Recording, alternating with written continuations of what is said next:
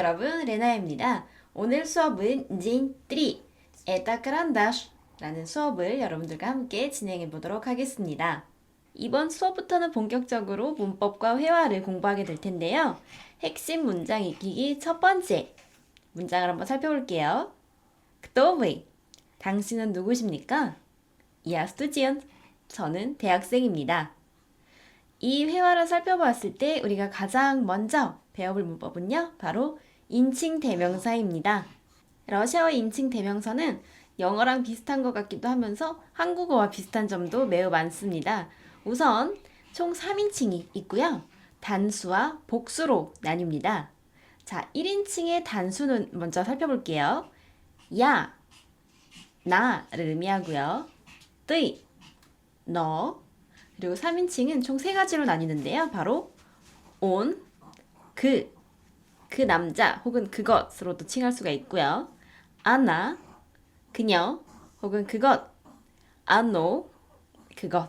이것만 봤을 때는 이상하다. 온은 영어의 he와 유사한 것 같고 아나는 she와 유사한 것 같은데 아노는 뭐지? 그리고 왜 3가지 단어 모두 다 그것이라는 의미를 가지고 있을까라는 질문이 생기실 겁니다.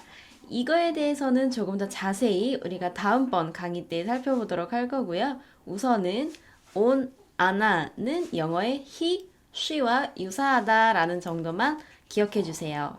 인칭 대명사 복수에는요. 1인칭 복수에는 мы, 우리, 2인칭 복수는 вы, 당신, 당신들 혹은 너희들 이렇게 3가지 뜻을 가지고 있습니다. 3가지 뜻을 가지고 있는 이유는요. 바로 we라는 단어가 굉장히 다양하게 사용이 되기 때문인데요. 우선 당신들, 존칭을 해야 하는 사람들이 여럿 있을 때 또한 we라는 단어가 사용이 되고요. 혹은 친구들이 여럿이 있을 때 너희들이라는 의미로도 we가 사용이 됩니다. 뿐만 아니라 we라는 단어는 당신이라는 뜻으로 존대를 할 때, 존칭을 해야 할 때 사용이 되는 단어이기도 하는데요. 옆에 왕초보 탈출 팁을 살펴보시면 거기 자세하게 설명이 나와 있죠. we라는 단어는 우리가 존대를 해야 할 때, 특히나 글을 써야 할 때 문서상으로는 반드시 대문자로 사용을 해야 합니다. 이 때문에 아까 위에서 보여드렸던 이 핵심 문장 익히기에서도 또 we라는 단어에서 we가 대문자로 적혀 있는 이유이기도 합니다. 자, 그리고 마지막 3인칭 복수에는 아니, 그들이라는 단어가 있습니다. 러시아어에는 총 6가지 격이 있는데요. 그중 이번 수업 때 우리가 살펴볼 격은 바로 제1격입니다. 1격의 의문사로는 кто, что 2가지 질문이 해당이 되는데요. 매우 쉬워요. kto라는 뜻은 바로 사람들을 칭하는 단어로 영어의 who와 비슷하다라고 생각하시면 되고요. sto라는 의문사는 다른 사물을 칭하는 의미로 영어의 what와 비슷하다라고 생각을 하시면 됩니다. 예를 들어서 кто это? 이 사람은 누구입니까? что это? 이것은 무엇입니까? 자, 다음 페이지를 한번 살펴볼게요. 이번의 핵심 문장으로는 что это? 이것은 무엇입니까? Это карандаш. 이것은 연필입니다. 조금 아래를 보시면은 명사의 성으로 아래 테이블이 하나 있습니다. 러시아어의 명사는 모두 다 여성, 남성, 중성으로 나뉩니다. 러시아어에는 이 남성, 여성, 중성으로 나뉠 때 규칙이 몇 가지가 있는데요. 이 규칙은 생각보다 외우는 게 쉽습니다. 자, 우선 남성을 한번 살펴볼게요. 남성이 해당이 되는 명사로는 끝이 자음으로 끝나는 경우 이 단어는 모두 남성에 해당이 됩니다. 예를 들어서 карандаш. 자, карандаш라는 단어 맨 끝을 보시면은 바로 알파벳 샤 자음으로 끝이 나기 때문에 이 단어는 남성에 해당이 되는 거고요. 단어가 모음 알파벳 아 또는 야로 끝나는 경우에 해당 명사는 모두 여성에 해당이 됩니다. 예를 들어서 чашка 끝이 아로 끝나죠? 때문에 이 단어는 여성에 해당이 되는 것이고요. 그리고 песня 이 노래라는 단어 또한 끝이 야로 끝나기 때문에 여성 단어에 해당이 됩니다. 그런데 마지막 줄을 살펴보시면요. 미야키즈나그로 끝나는 단어는 남성에도 있고 여성에도 있습니다. 아쉽지만 이에 대한 구분법은 따로 없습니다. 외우는 수밖에 없어요. 어떤 단어들은 남성에 해당이 되고 어떤 단어들은 여성에 해당이 된다. 다만 이 단어들은 외워야 합니다. 예를 들어서 midwitch라는 단어는 남성에 해당이 되는 단어이고요. 제트라이트라는 단어 같은 경우에는 여성에 해당이 됩니다. 명사 중에 오 혹은 예로 끝나는 단어들은 모두 중성, 아노에 해당이 됩니다. 예를 들어서 오로 끝나는 단어 비스모 그리고 예로 끝나는 단어 모리에 모두 중성에 해당이 됩니다. 대부분의 러시아어의 명사를 설명을 할 때 여기서 끝이 납니다. 명사는 남성, 여성, 중성으로 나뉩니다. 그런데 여기까지만 배우고 다음 격으로 넘어갈 경우에는요, 이 격 설명이 너무나도 복잡해지기 시작해요. 때문에 나중에 격을 조금 더 수월하게 이해하기 위해서 우리는 한 가지 구분법을 더 배워볼까 합니다. 바로 명사의 격 변화인데요.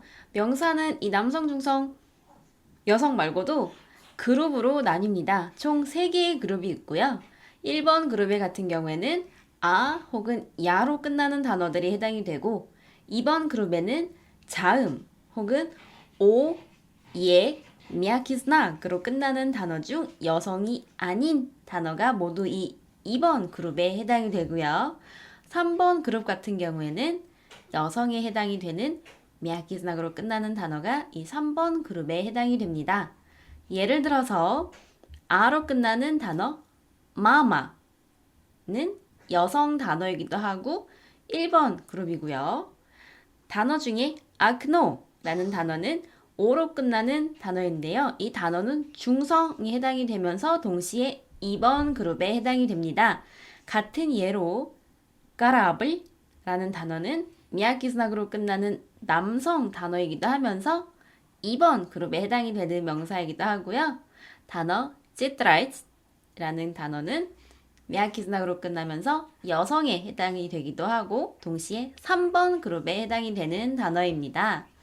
왜 굳이 복잡하게 명사를 또 이렇게 그룹으로 나눴을까요? 라는 질문이 당연히 생기기 마련인데요.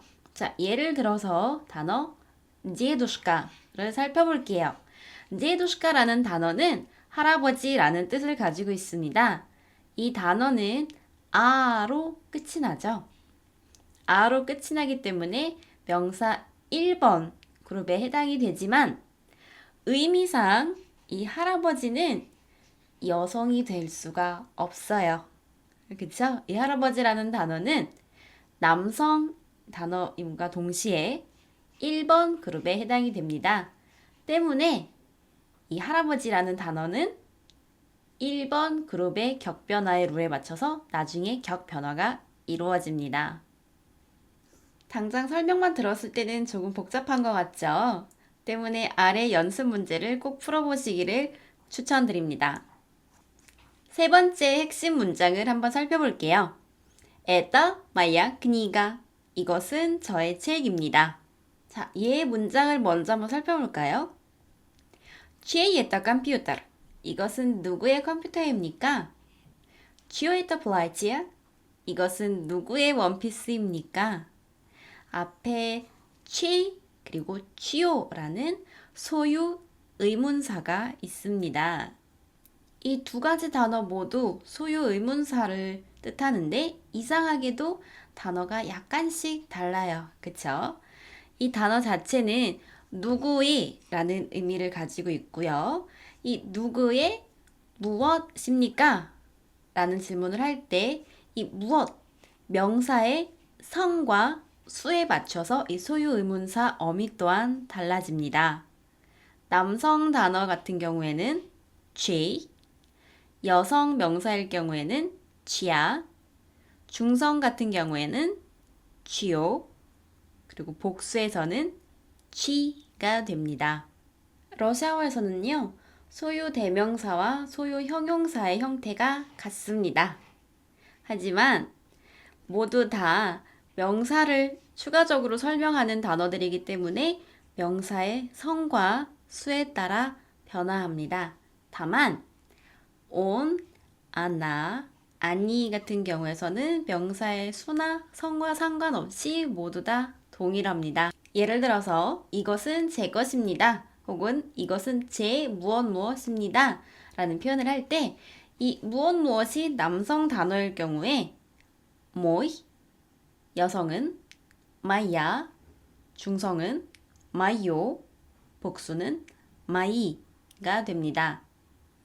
뜨이 같은 경우에는요, 변화가 남성에서는 드보이, 여성은 드바야, 중성은 드바요, 복수는 드바이. 우리의 변화는요, 남성은 나쉬, 여성은 나샤, 중성 나쉬, 복수는 나쉬. V의 변화를 한 번 더 살펴볼게요. V의 변화는 우리와 매우 비슷합니다. 남성 같은 경우에는 vash, 여성은 vasha, 중성은 vash, 복수는 vash. on, 아나, 아니 같은 경우에는 전부 다 동일합니다. 그의 것, 이보, 그녀의 것, 예요, 그들의 것은 이흐가 됩니다. 여기서 주의하실 점은요. 예보, 그의 것이라는 단어에서 스펠링은 예고라고 쓰여 있지만 발음은 이보, 이보라고 하셔야 합니다. 설명만 들었을 때는 조금 복잡하죠? 예문을 한번 살펴볼게요. 취에다 까란다시. 이것은 누구의 연필입니까? 이 문장의 핵심이 되는 명사는 바로 까란다시입니다. 자, 이 까란다시 같은 경우에는 어떤 성에 그리고 몇 번 그룹에 해당이 되는 명사일까요? 자, 이 단어는 자음 샤로 끝나기 때문에 남성에 해당이 되고요. 또 같은 이유로 2번 그룹에 해당이 되는 명사입니다. 자, 남성 단어이기 때문에 소유 의문사는 취가 되겠죠. 같은 이유로 이것은 제 연필입니다 라는 표현을 할 때 또한 남성에 해당이 되는 단어를 선택을 해야겠죠. Это мой карандаш. Это mой карандаш. 다음 예문도 살펴볼게요. 치아에다 로치카. 이것은 누구의 볼펜입니까? 로치카 같은 경우에는 끝에 모음 아로 끝나기 때문에 여성 단어이고 1번 그룹에 해당이 되는 명사입니다. 때문에 여성에 맞춰서 소유 의문사를 선택을 해야겠죠? 치아에다 로치카. 이것은 그의 볼펜입니다. 그의, 그녀의, 그들의 같은 경우에는 모두 동일합니다 라고 말씀을 드렸어요. 때문에 это его ручка, это его ручка. 발음 주의해주세요. 핵심 문장 익히기 첫 번째 시간에 우리가 인칭 대명사를 배울 때 제가 on, 아나, 아노, 아니 이 3인칭에 해당이 되는 대명사는 모두 다 그것이라는 뜻을 가지고 있습니다 라고 말씀을 드렸습니다. 그 이유는 바로 러시아어의 이 3인칭은 모두 각각 he, she, it, they라는 뜻을 가지고 있음과 동시에 사물을 칭할 때도 사용이 됩니다. 어떤 방식으로 사용이 되느냐? 명사 또한 남성, 여성, 중성으로 나뉘기 때문에 각각 이에 맞춰서 인칭 대명사를 사용을 하시면 됩니다. 예를 들어서 한번 살펴볼게요. 취하에다 취하슈까. 이것은 누구의 찻잔입니까? 이 찻잔이라는 단어를 살펴보면요. 끝이 아 알파벳으로 끝납니다. 이 단어는 여성 1번 그룹에 해당이 되는 단어이죠. 때문에 그것은 제 것입니다 라는 표현을 할 때 아나 마야 아나 마야 라고 설명을 하셔야 합니다. 핵심 문장 익히기 네 번째 문장을 한번 살펴볼게요. Это очень красивое платье. Это очень красивое платье. 이것은 매우 예쁜 원피스입니다. 저는 조금 쉽게 설명을 하기 위해서 형용사는 명사를 꾸며주는 단어입니다 라고 말씀을 드리는데요. 때문에 형용사는 명사의 성과 수에 맞춰서 표현이 되어야 합니다. 형용사의 주격 같은 경우에는요, 이 성과 수에 따라서 어미가 달라지는데요. 예를 들어서 남성 같은 경우에는 의문사부터 살펴볼게요. 까꼬이, 여성은 까까야, 중성은 까꼬이, 복수는 까끼예 라는 어미를 각각 가지고 있습니다. 여기서 잠깐요. 남성, 여성, 중성에 해당이 되는 의문사 까꼬이, 까까야, 까꼬이 단어들은 모두 단수에 해당이 된다는 거 아시죠? 이 형용사 성에 따른 어미는요. 생각보다 외우기 쉬워요. 명사 같은 경우에는 남성 명사는 모두 끝이 자음으로 끝납니다 라고 말씀을 드렸는데 이 형용사도 마찬가지입니다. 이 이크라트카야, 이크라트카 알파벳은 특이하게도 자음에 해당이 됩니다 라고 말씀을 드렸었는데요. 때문에 이 형용사 남성 같은 경우에는 모두 이 자음으로 끝난다 라고 기억을 해주시면 됩니다. 예를 들어서 большой, добрый, поздний, хороший. 여성 단어 같은 경우에는 명사는 아 혹은 야로 끝나는 단어는 명사는 모두 여성에 해당이 됩니다 라고 말씀을 드렸는데 이 형용사 같은 경우에도 비슷합니다. 예를 들어서 большая, добрая, поздняя, хорошая. 자, 이 두 가지 성을 살펴봤을 때요. 명사의 어미와 형용사의 어미에 가장 큰 차이점이 있습니다. 바로 이 형용사 어미는 두 가지 이상의 알파벳을 가지고 있다 입니다. 자, 계속해서 중성 한번 살펴볼게요. большое, доброе, позднее, хорошее. 복수 같은 경우에는요. большие, добрые, поздние, хорошие. 예를 들어서 우리가 몇 가지 단어를 살펴보았는데요. 이 단어들을 살펴보았을 때 형용사 중에 남성에 해당이 되는 어미는 오이, 의, 이가 있다라고 말씀드릴 수가 있고요. 여성 어미로는 아야, 야야가 있고요. 중성 어미 같은 경우에는 오예, 예예가 있고요. 복수 단어 같은 경우에는 어미가 이예, 의예가 있습니다. 예문을 한번 살펴볼게요. Какой это город? 이것은 어떤 도시입니까? 자, 이 질문 문장을 보았을 때 주어는 바로 도시, 고라드라는 단어인데요. 이 고라드라는 단어는 어떤 성에 해당이 될까요? 자음으로 끝나기 때문에 남성에 해당이 됩니다. 때문에 이 남성에 해당이 되는 형용사 의문사 또한 남성 어미를 가지고 있어야겠죠? Какой это город? 이것은 큰 도시입니다. 그렇다면 마찬가지로 남성 어미를 선택을 해서 표현을 해야겠지요. Это большой город. 다음 예문을 한번 살펴볼게요. Какой это пальто? 이것은 어떤 코트입니까? 이 질문 같은 경우에는 주어 명사가 바로 빨또입니다. 빨또 단어는 알파벳 O로 끝나죠. 알파벳 O로 끝나는 경우에는 해당 명상은 바로 중성에 해당이 됩니다. 때문에 형용사 또한 중성에 맞춰서 표현이 되어야겠죠. Какое это пальто? 이것은 예쁜 코트입니다. Это красивое пальто. 자, 중성 명사였기 때문에 형용사 어미 또한 중성에 맞춰서 Это красивое пальто 라고 표현을 해야겠죠.